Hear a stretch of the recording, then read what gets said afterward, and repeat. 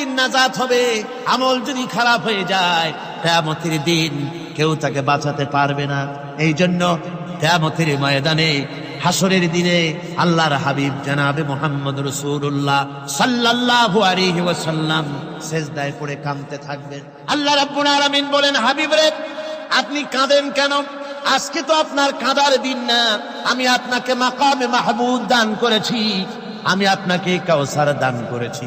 আপনার আজকে সম্মানের দিন, মর্যাদার দিন, কাঁদেন কেন?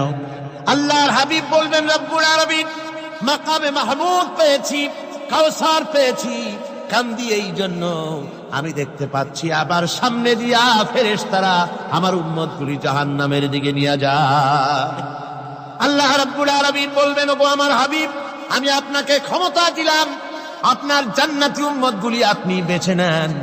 আল্লাহর হাবিব তার জান্নাতের উম্মতগুলি বাঁচতে থাকবেন। হযরত আয়েশা বলেন, ইয়া রাসূলুল্লাহ, কিয়ামতের ময়দানে লক্ষ কোটি কোটি মানুষের ভিতরে আপনার জান্নাতি উম্মত আপনি চিনবেন কি করে? হুজুর বলেন, আয়েশা, কোন একটি ঘোড়ার কপাল যদি থাকে সাদা, এই সাদা কপালওয়ালা ঘোড়াটা যদি অসংখ্য ঘোড়ার ভিতরে যদি হারিয়ে যায়, তাহলে সাদা কপালওয়ালা ঘোড়ার মালিক তার ঘোড়াকে পাবে কিনা বলো? হযরত আয়েশা বলেন, হুজুর, অনায়াসে পাবে।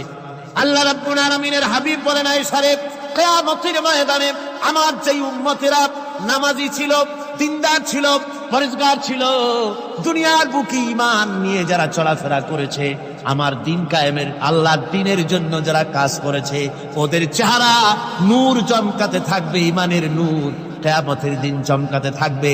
সেই ঈমানের নূর দেখে দেখে আমি আমার জান্নাতি উম্মতগুলি আমি বেছে নেব।